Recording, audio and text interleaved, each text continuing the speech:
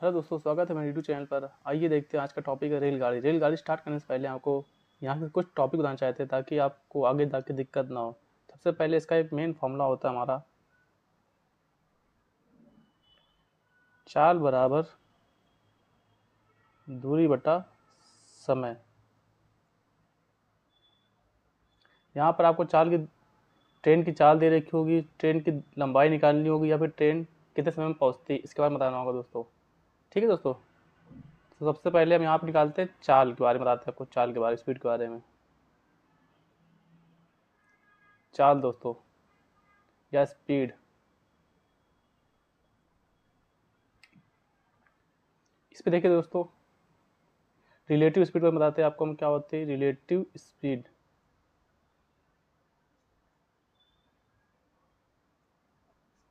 या फिर सापेक्ष चाल बोलते हैं हम लोग हिंदी में इसको, डायरेक्शन के बारे में। यदि ट्रेनें हमारी सेम डायरेक्शन में आ रही हों, जैसे ये ट्रेन हमारी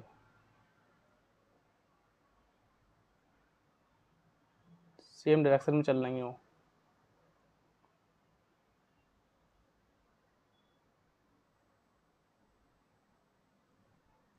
जब ट्रेनें हमारी सेम डायरेक्शन चलेंगी तो जो हमारी स्पीड होगी वो हो जाएगी, इसको स्पीड ऑफ ए मान लें पहली ट्रेन चाल, और दूसरी स्पीड ट्रेन चाल एस बी मान लें।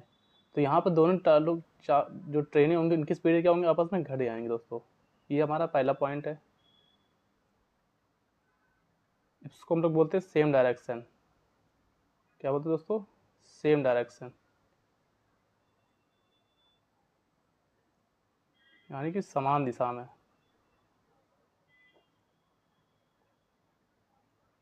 यदि ट्रेनें हमारी समान दिशा में चल रही हैं तो स्पीड आपस में क्या होंगी दोस्तों, घट जाएंगी। ये पहला पॉइंट। दूसरा पॉइंट, यदि ट्रेनें विपरीत दिशा में चल रही हैं दोस्तों, विपरीत दिशा में यानी कि अपोजिट डायरेक्शन, अपोजिट डायरेक्शन, तो दोस्तों क्या होगा यहाँ पर,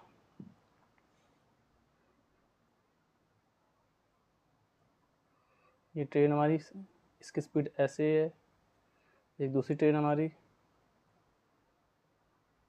इसमें अपोजिट मतलब एक दूसरे के सामने, एक ट्रेन इधर से आ रही और एक ट्रेन इधर से आ रही, तो इसमें ट्रेनों की जो स्पीड होगी वो आपस में क्या होगी दोस्तों, जुड़ जाएगी। तो यहाँ पर ट्रेन की स्पीड हो जाएगी दोस्तों train of F plus train of B, इन दोनों की स्पीड दोस्तों आपस में क्या होंगी, जुड़ जाएंगी। ये हमारा पॉइंट हो गया दोस्तों। ठीक है दोस्तों, आगे देखिए और पॉइंट देख लीजिए ट्रेन के बारे में।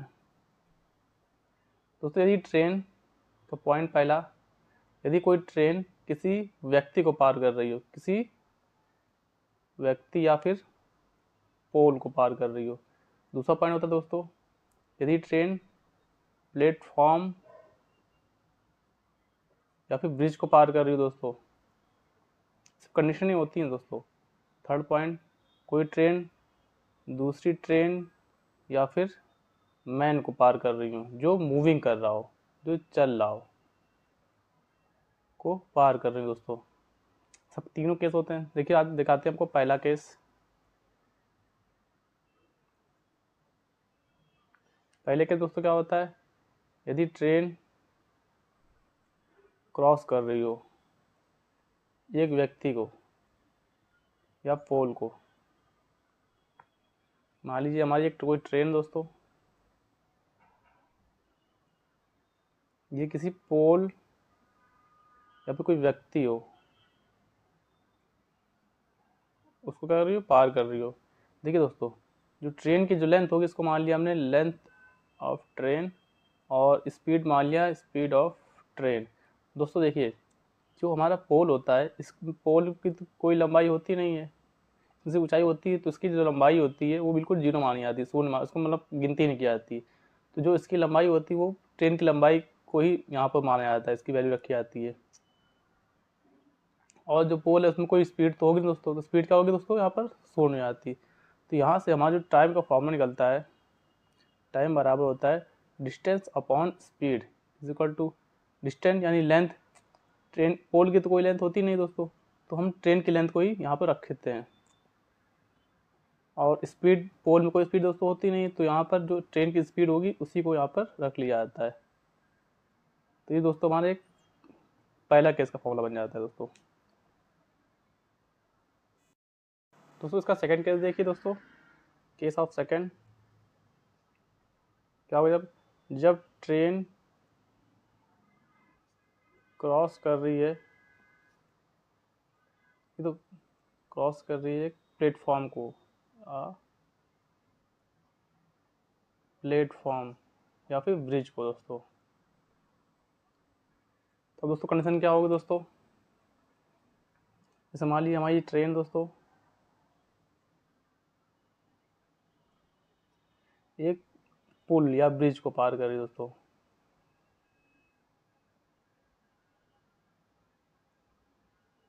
इसकी लेंथ, ट्रेन की लेंथ मान लिया हमने दोस्तों LT और स्पीड मान लिया इसकी ST। और सर दोस्तों पोल में तो कोई मूविंग होगी नहीं, तो कोई स्पीड तो होगी नहीं, तो इसके हमने मान लिया length LP, pole of length. ठीक दोस्तों, तो सेम कंडीशन दोस्तों यहाँ पर क्या हो जाएगा, टाइम बराबर डिस्टेंस अपॉन स्पीड। अब देखिए दोस्तों, जो ट्रेन होगी वो अपनी लेंथ तो लेगा, बाद में इस पुल की लेंथ भी लेगा। जैसे मान लीजिए दोस्तों कोई चीज़,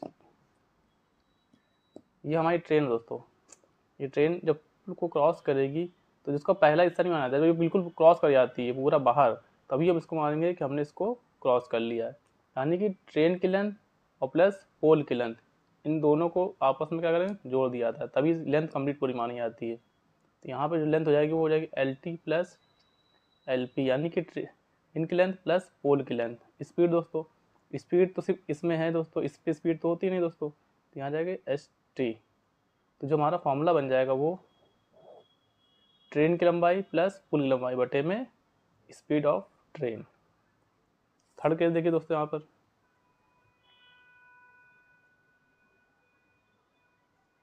जब ट्रेन क्रॉस करती है और ट्रेन क्रॉस आ मूविंग ऑब्जेक्ट, किसी मूविंग ऑब्जेक्ट क्रॉस करती है, जैसे मान लीजिए कोई मैन हो गया, बस हो गई या कोई कार हो गई। इसमें देखिए दोस्तों कंडीशन क्या होती है, ट्रेन है वो किसी मैन है या फिर कार है छोटी सी, या फिर कोई बस है, इसकी हमने इस लेंथ मान ली LT। ठीक दोस्तों, अब इनमें कोई लेंथ नहीं होती है, इनकी सिर्फ स्पीड ली आती है दोस्तों। क्या ली आती है, स्पीड। जैसे मान लीजिए व्यक्ति चल रहा है तो मैन की स्पीड ले लेंगे, तो speed of man, car speed of car, speed of बस। ठीक दोस्तों, क्योंकि इनमें कोई लंबाई नहीं होती।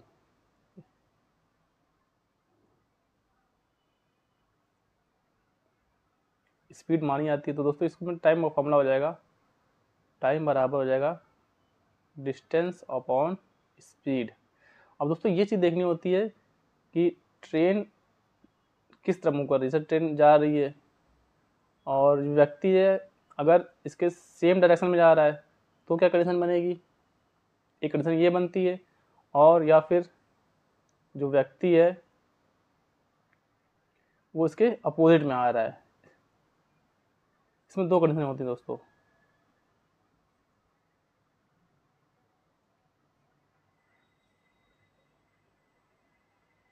Speed of car, speed of man. अगर इसके सेम डायरेक्शन में जा रहा है दोस्तों तो स्पीड आपस दोनों क्या होगी, घट जाती है। जैसे इसमें time equal to distance upon speed, distance क्या होगी दोस्तों, डिस्टेंस उसकी वही रहेगी, पर स्पीड क्या होगी, ट्रेन की स्पीड माइनस जो मैन होगा उसकी स्पीड आपस में क्या होगी दोस्तों, घट जाएगी।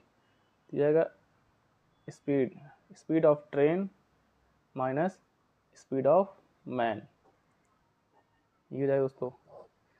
इसी में दोस्तों डिस्टेंस अपॉन स्पीड। अगर डायरेक्शन अपोजिट में है दोस्तों तो इनकी स्पीड क्या होगा, आपस में जुड़ जाएगी दोस्तों। तो लेंथ यही रहेगी, स्पीड क्या होगा दोस्तों, आपस में इनको जुड़ जाएगी। Speed of train plus speed of man, ये दो कंडीशन दोस्तों आपको समझना पड़ेगा। अगर देखते हैं केस 4,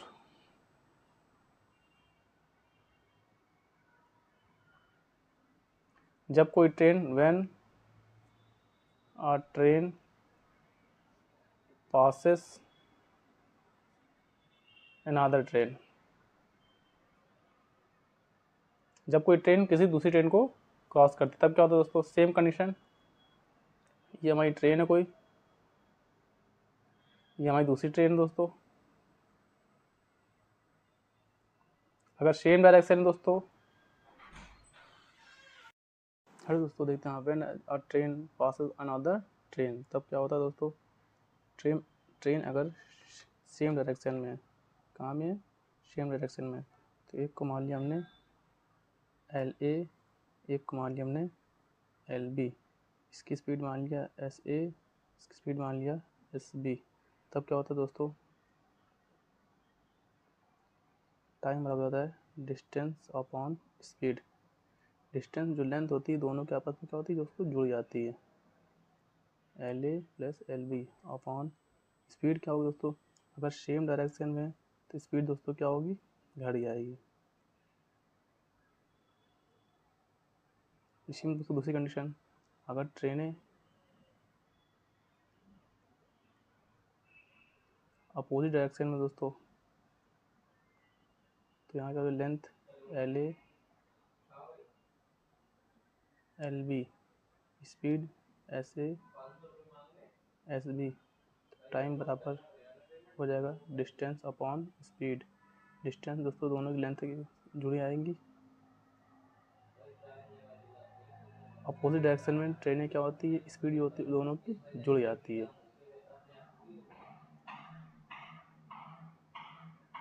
बस दोस्तों आपको यही ध्यान रखना है, और इसी पे आपको पूरे क्वेश्चन सॉल्व हो जाएंगे। हेलो दोस्तों, देखते हैं आज का सवाल। 54 किलोमीटर प्रति घंटा की गति से चल रही 180 मीटर लंबी रेलगाड़ी द्वारा प्लेटफॉर्म पर खड़े एक व्यक्ति को पार करने में लिया गया समय दोस्तों। बोला कि प्लेटफॉर्म पर खड़ा एक व्यक्ति को हमको पार करना है दोस्तों। सबसे पहले यहाँ पे हमें चाल दे रखी है,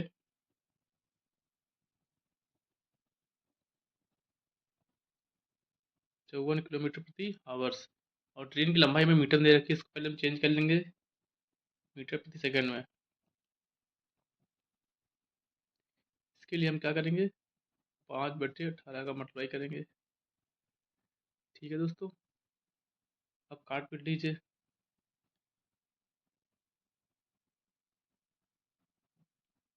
3×18, 3 × 3 बचेगा 2,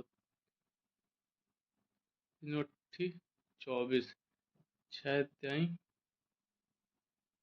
18, तो हो जाएगा 5×3 = 15 मीटर प्रति सेकंड। बोला कि ट्रेन है वो चल रही है 15 मीटर प्रति सेकंड के हिसाब से। ठीक है दोस्तों, और 180 मीटर लंबी रेलगाड़ी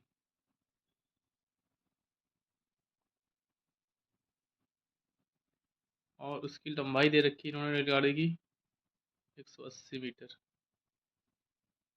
मतलब प्लेटफॉर्म पे एक व्यक्ति खड़ा है, तो हमें निकालना है टाइम, निकालना है दोस्तों। क्या निकालना है, टाइम। टाइम बराबर होता है डिस्टेंस अपॉन स्पीड। दोस्तों जो ट्रेन की जो डिस्टेंस और लंबाई होगी वो कितनी होगी, 180 मीटर, और जो हमारी स्पीड निकली है कितनी निकली है, 15 मीटर पर सेकंड। दोस्तों काट लीजिए, 5×3 = 15, 5×3 = 15, 3 बचा, 5×6 = 30, 3 से काट लीजिए, 3×1 = 3, 3×2 = 6। दोस्तों जो हमारा आंसर है वो आएगा 12 second. Option number B is right answer. आइए दोस्तों देखते हैं नेक्स्ट सवाल। 63 किलोमीटर प्रति आवर्स की गति से चल रही एक रेलगाड़ी एक खंभे को 24 सेकंड में पार करती है, तो ट्रेन की लंबाई। दोस्तों हमें एक ट्रेन दे रखी है और ये एक पोल को पार करती है, खंभे को पार करती है, तो ट्रेन की लंबाई हमें निकालनी है, यानी कि हमें ये लंबाई इसकी निकालनी है ट्रेन की। यहाँ पर हमको स्पीड दे रखी है 63 किलोमीटर प्रति आवर, तो ट्रेन की लंबाई। दोस्तों फॉर्मूला हमारा क्या होता है, टाइम बराबर डिस्टेंस अपॉन स्पीड। हमें यहाँ पर उसकी डिस्टेंस निकालनी, तो डिस्टेंस बराबर क्या हो जाएगा, स्पीड इंटू टाइम। स्पीड दोस्तों दे रखा है 63 किलोमीटर, को हम चेंज करेंगे मीटर प्रति सेकंड में, तो 5/18 का गुणा कर देंगे। टाइम दोस्तों में दे रखा है 24 सेकंड, काट पीट लीजिए। 3×18, 3/24।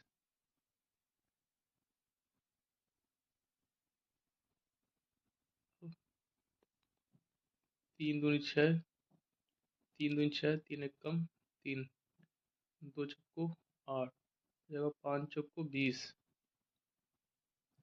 21 × 20, 2 × 1 = 2, 2×2 = 4, हो जाएगा 420 metre. Option number D the right answer. अपना नेक्स्ट क्वेश्चन दोस्तों, 300 मीटर लंबी एक ट्रेन 5 सेकंड में बिजली के खंभे को पार करती है, ट्रेन की गति है, ट्रेन की स्पीड निकाली दोस्तों हमें। तो हमें क्या क्या दे रखा है, एक ट्रेन है दोस्तों, वो एक खंभे को पार कर रही है 5 सेकंड में, तो ट्रेन की गति दोस्तों, फॉर्मूला हमारा जो होता है, टाइम बराबर डिस्टेंस अपॉन स्पीड। हमें यहाँ पे स्पीड निकालनी है, तो स्पीड बराबर हो जाएगा दोस्तों डिस्टेंस अपॉन टाइम। डिस्टेंस दोस्तों में दे रखी है ट्रेन की 300 मीटर, और टाइम दे रखा है 5 सेकंड। ठीक दोस्तों, काट लीजिए, कितना जगह 60। कि दोस्तों हमारा है मीटर प्रति सेकंड में, हमें आंसर लाना है किलोमीटर में। किलोमीटर में लाने के लिए हम गुणा करेंगे 18/5 का, काट दीजिए। 5 × 1 = 5, 5×2 = 10, क्या हो जाएगा 18×12,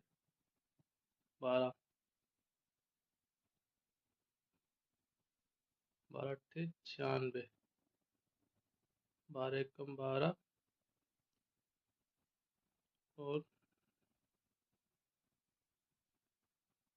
और 216 किलोमीटर प्रति hours. Option number D is right answer.